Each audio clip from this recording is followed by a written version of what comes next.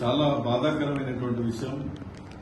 సీతారాం యేచూరి గారు భౌతికంగా ఇంత తొందరగా దూరం అవుతాడని చెప్పేసి ఊహించలేదు. అనారోగ్యానికి గురై కోలుకోలేక చనిపోవటం అనేది ఎవరు ఇవాళ ఊహించినటువంటి విధంగా యేచూరి గారి యొక్క మరణం చూస్తా ఉన్నాం. సీతారాం యేచూరి గారు అంటే ఒక వ్యక్తి కాదు, ఒక శక్తిగా ఇలా భారతదేశ రాజకీయాల్లో ఒక ముఖ్యమైనటువంటి పాత్ర ఆయన పోషించడం అనేది జరిగింది. ఆయన విద్యార్థి దశ నుండి కూడా ఎత్తున జెండా దించకుండా అనేక ఉద్యమాల్లో అనేక ఆటుపోట్లు ఎదుర్కొని అనేక విచ్ఛిన్నాలను కూడా తట్టుకొని ఎదుర్కొని పనిచేసినటువంటి నాయకుడు, గొప్ప మేధావి, మార్క్సిస్టు సిద్ధాంతకర్త. ఇవాళ వామపక్ష ప్రజాతంత్ర లౌకిక శక్తుల్ని కూడగట్టేటువంటి విషయంలో దేశ రాజకీయాల్లో ఆయన మించినటువంటి నాయకుడు లేడు.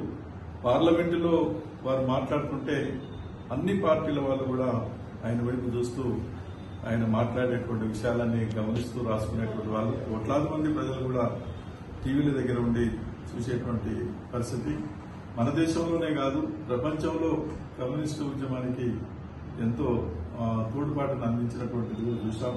మన పక్కనున్నటువంటి నేపాల్ దేశంలో అక్కడ కమ్యూనిస్టు పార్టీల మధ్య ఐక్యత లేకుండా ప్రభుత్వం ఏర్పాటు చేయడంలో మరి జరిగినటువంటి పరిస్థితి, ఏర్పాటు చేయలేనటువంటి పరిస్థితుల్లో యేచూరి గారు జోక్యం చేసుకుని వాళ్ళందరినీ ఏకం చేసి కమ్యూనిస్టు పార్టీ ప్రభుత్వం ఏర్పాటు కావడానికి కూడా ఆయన తోడ్పడటం అనేది జరిగింది. ఆయన పెద్ద చదువులు చదువుకొని గోల్డ్ మెడలిస్ట్ కూడా. మరి ఆయన ఉన్నత చదువులు చదువుకున్నా ఆయన అటు ఉద్యోగంలో పోవాలనో లేకపోతే ఏదో సుఖం కొరకు సంతోషం కొరకు అనడు ఆయన ఆలోచించలేదు.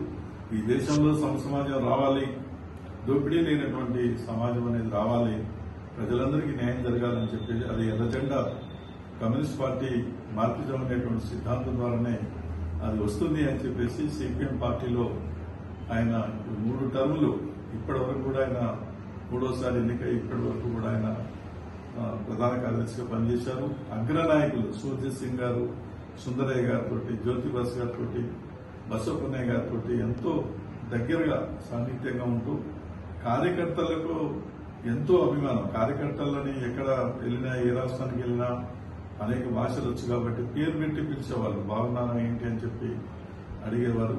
తెలుగు బిడ్డగా మరి దేశ రాజకీయాల్లో ఒక ప్రముఖ పాత్ర మరి పోషించినటువంటి నాయకుడు ఈ సమయంలో లేకపోవడం అనేది చాలా నష్టం. కమ్యూనిస్టు ఉద్యమానికి, సిపిఎం పార్టీకే కాదు దేశానికే తీరని లోటు అని చెప్పేసి భావించక తప్పదు. అయినా మరి ఈనాటి తరమంతా కూడా ఆయన యొక్క ఆశయాన్ని, ఆయన యొక్క చరిత్రని, ఆయన యొక్క త్యాగాన్ని మరి ఈనాడు తెలుసుకొని గుర్తుపెట్టుకొని వారి యొక్క ఎజెండాని ముందుకు తీసుకెళ్ళడానికి ప్రతిజ్ఞ తీసుకొని ముందుకు సాగవలసిందని చెప్పేసి వారికి జోహార్లు అర్పిస్తూ వారి కుటుంబ సభ్యులకి ప్రగాఢ సంతాప సానుభూతిని తెలియజేస్తా ఉన్నాం. జోహార్లు కామ్రేడ్ సీతారాం యేచూరి, అమర్ హై సీతారాం యేచూరి, సాధిస్తాం మీ ఆశయాలని, వృధా కావు మీ త్యాగాలు.